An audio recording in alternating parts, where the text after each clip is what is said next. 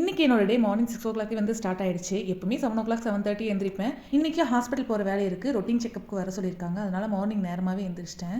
நான் வந்து டயட் இருக்கிறனால மார்னிங் வந்து சுண்டல் தான் பிரேக்ஃபாஸ்ட்டுக்கு எடுத்துக்குவேன். பிரேக்ஃபாஸ்ட்டுக்கு டெய்லி சுண்டலே சாப்பிட்றதுனால சரி ஸ்ப்ரவுட்ஸ் பண்ணிடலாம் அப்படின்னு சொல்லிட்டு அதுக்கும் பச்சை பயிரை வந்து ஓவர் நைட் ஊற போட்டுட்டேன். அதை வந்து முளைக்கட்டி வச்சு மார்னிங் பிரேக்ஃபாஸ்ட்டுக்கு வந்து யூஸ் பண்ணிக்குவேன். புதினாத்தலையோட குச்சியை வந்து 2 பாட்டில் வந்து போட்டு வச்சுருந்தேன். அதெல்லாமே இப்போ வந்து கொஞ்சம் கொஞ்சமாக தலைஞ்சிட்ருக்கு. நான் வந்து ஃபஸ்ட் டைம் புதினா செடி வைக்கிறேன். ஃபஸ்ட் டைம் வைக்கும்போது இந்த அளவுக்கு தலைஞ்சிருக்கு. அதை பார்க்கறக்கே கொஞ்சம் ஹாப்பியாக இருந்தது. நான் வந்து ஹாஸ்பிட்டல் போகிறனால மதியம் லஞ்சும் ப்ரிப்பேர் பண்ணி எடுத்துகிட்டு போயிடலாம்னு சொல்லிட்டு அதுக்கான வேலைகளெல்லாம் பார்க்க ஸ்டார்ட் பண்ணிட்டேன்.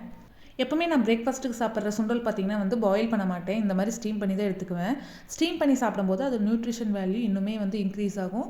அதனால் முடிஞ்ச அளவுக்கு சுண்டலை வந்து பாயில் பண்ணாமல் ஸ்டீம் பண்ணி சாப்பிடுங்க. நான் வந்து டயட் இருக்கனால லஞ்சுக்கு வந்து நார்மல் ரைஸ் யூஸ் பண்ணாமல் கருப்பு கவுனி அரிசி தான் வந்து யூஸ் பண்ணியிருக்கேன். எப்பவுமே டயட் இருக்கும்போது 1 கப் சாப்பாடு எடுக்கிறோம் அப்படின்னா அதே அளவு 1 கப்பு கீரையோ அல்லது காய்கறியோ நம்ம எப்பவுமே வந்து சேர்த்திக்கணும். நான் வந்து எந்த அளவுக்கு ரைஸ் எடுக்கணும் அதே அளவுக்கு பாலக்கீரையும் அதுக்கப்புறம் கத்திரிக்காய் உருளைக்கிழங்கு பொரியலும் வந்து நான் எடுத்துக்கிட்டேன். கூடவே கொஞ்சமாக வந்து முருங்கக்காய் சாம்பார் வந்து லஞ்சுக்கு எடுத்துக்கிட்டேன். ஹாஸ்பிட்டல் போகிறனால மதியம் லஞ்ச் வந்து வெளியே சாப்பிட வேண்டாம்னு சொல்லிட்டு தான் நான் வீட்டிலே பேக் பண்ணி எடுத்துகிட்டு போகிறேன்.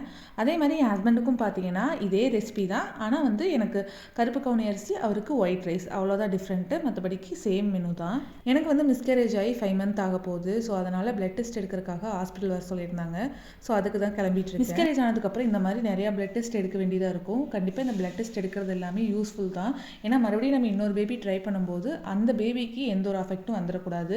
அதுக்காக முன்கூட்டியே நம்ம பிளட் டெஸ்ட் எடுத்து அதில் ஏதாவது இஷ்யூ இருக்கான்னு வந்து செக் பண்ணுவாங்க. ஸோ அந்த டெஸ்ட்டுக்காக தான் நான் போயிட்டுருக்கேன். நான் வந்து என்னென்ன பிளட் டெஸ்ட் எடுத்தேன்னு சொல்லிட்டு ஃபியூச்சர் வீடியோஸில் ஷேர் பண்ணுறேன். இந்த மினி விலாக் இதோட முடியுது. இதே மாதிரி இன்னொரு மினி விலாகில் நாளைக்கு பார்க்கலாம். பாய்.